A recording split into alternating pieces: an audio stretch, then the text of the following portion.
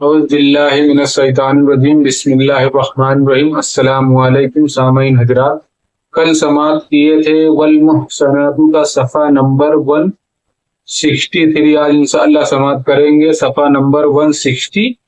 اور ایک بار درود پاک پڑھ لو۔ اللہم صلی علی سیدنا شفیعنا نبینا و حبیبنا مولانا محمد بارک وسلم، صلاۃ و سلام علیکہ سیدی یا رسول اللہ صلی اللہ تعالی علیہ وسلم۔ بسم اللہ الرحمن الرحیم، اللہ کے نام سے شروع جو نہایت مہربان رحیم والا ہے۔ آگے اللہ تعالیٰ ارشاد فرماتا ہے من الذین حادوا یحرفون الکلم عن مواضعہ وَيَقُولُونَ سَمِعْنَا وَعَصَيْنَا وَاسْمَعْ غَيْرَ مُسْمَعٍ وَرَاعِنَا لَيًّا بِأَلْسِنَتِهِمْ وَطَعْنًا فِي الدِّينِ۔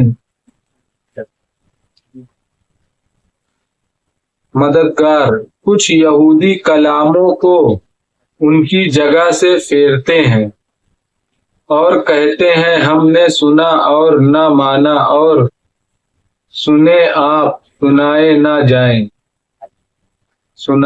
جائیں، اور رائنا کہتے ہیں زبانیں پھیر کر اور دین میں طعنہ کے لیے۔ آگے اللہ تعالیٰ ارشاد فرماتا ہے وَلَوْ أَنَّهُمْ قَالُوا سَمِعْنَا وَأَطَعْنَا وَاسْمَعْ وَانظُرْنَا لَكَانَ خَيْرًا لَهُمْ وَأَقْوَمَ وَلَكِنْ لَعَنَهُمُ اللَّهُ بِكُفْرِهِمْ فَلَا يُؤْمِنُونَ إِلَّا قَلِيلًا۔ اور اگر وہ کہتے ہیں کہ ہم نے سنا اور مانا، اور حضور ہماری بات سنے اور حضور ہم پر نظر فرمائے، تو ان کے لیے بھلائی اور راستی میں زیادہ ہوتا، لیکن ان پر تو اللہ کی لعنت اور ان کے کفر کے سبب تو یقین نہیں رکھتے مگر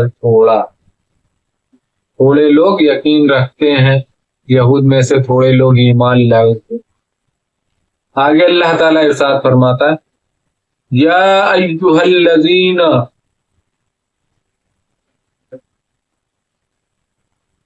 یا ایھا الذین اوتوا الکتاب آمنوا بما نزلنا مصدقا لما معکم من قبل ان نطمس وجوہا فنردها على أدبارها أو نلعنهم كما لعنا أصحاب السبت وكان أمر الله مفعولا۔ اے کتاب والوں، ایمان لاؤ اس پر جو ہم نے اتارا تمہارے ساتھ والی کتاب کی تصدیق فرماتا، قبل اس کے کہ ہم بگاڑ دیں کچھ منہوں کو، تو انہیں پھیر دیں ان کے پیٹھ کی طرف، یا انہیں لعنت کرے جیسی لعنت کی ہفتے والوں پر، اور خدا کا حکم ہو کر رہے، بے شک اللہ جو فرما دے وہ ہو کر رہتا ہے۔ شان نزول جو توریت شریف میں اللہ تعالیٰ نے سید عالم صلی اللہ علیہ وسلم کی نعت میں فرمائے، جب سید عالم صلی اللہ علیہ وسلم انہیں کچھ حکم فرماتے ہیں تو کہتے ہیں یہ کلمہ جو جہتین ہے، مدح و ذم کے دونوں پہلو رکھتا ہے۔ مدح کا پہلو تو یہ ہے کہ کوئی ناگوار بات آپ کے سننے میں نہ آئے، اور ذم کا پہلو یہ ہے کہ آپ کو سننا نصیب نہ ہو۔ باوجود کہ اس کلمے کے ساتھ خطاب کی ممانعت کی گئی ہے، کیونکہ یہ ان کی زبان میں خراب معنی رکھتا ہے. جو رائنا بولتے تھے نا، یہ یہودیوں کی زبان میں اس کا غلط مطلب ہوتا ہے. مگر یہاں جو صحابی مدینہ شریف میں بولتے تھے وہ تو یہ سمجھ کے بولتے تھے رائنا یا رسول اللہ نظر کریں. مگر جو یہودی تھے ان کی زبان میں یہ غلط الفاظ تھا، تو اللہ تعالیٰ نے اس کے لیے منع کیا کہ رائنا نہ بولو، اس کے لیے منع کیا جائے. ٹھیک ہے، کیونکہ ان کی زبان میں معنی خراب رکھتا ہے حق سے باطل کی طرف، کہ وہ اپنے رفیقوں سے کہتے تھے کہ ہم حضور کی بدگوئی کرتے ہیں. اگر آپ نبی ہوتے تو آپ اس کو جان لیتے. وہ لوگ کیا بولے کہ ہم آپ کے بارے میں بدگوئی مطلب غلط باتیں کرتے ہیں، غلط چیزیں بولتے ہیں. اگر آپ نبی ہوتے تو جان لیتے. اللہ تعالیٰ نے ان کے حبس کا جماہر کو ظاہر فرما دیا،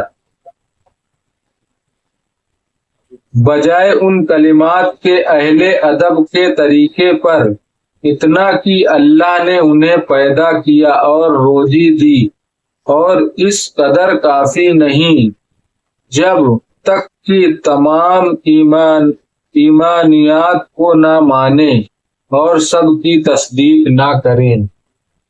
صرف اللہ کو ہی ماننا کافی نہیں، اللہ کے جو حکم ہے، اللہ جس کو ماننے کو بات فرمایا اس کو بھی ماننا پڑے گا، تبھی ایمان ہوئے گا. توریت آنکھ، ناک، آبرو وغیرہ نقص مٹا کر ان دونوں باتوں میں سے ایک ضرور لازم ہے، اور لعنت تو ان پر ایسی پڑی کہ دنیا انہیں ملعون کہتی ہے. یہاں مفسرین کے چند اقوال ہیں. بعض اس وعید کا وقوع دنیا میں بتاتے ہیں، بعض آخرت میں. بعض کہتے ہیں کہ لعنت ہو چکی اور وعید واقع ہو گئی. یہودیوں پہ لعنت ہے نا. بعض کہتے ہیں ابھی انتظار ہے. بعض کا قول ہے کہ یہ وعید اس صورت میں تھی جبکہ یہود میں سے کوئی ایمان نہ لاتا، اور چونکہ بہت سے یہود ایمان لے آئے، بہت سارے یہود ایمان لے آئے ہاں تک، اس لیے شرط نہیں پائی گئی اور وعید اٹھ گئی.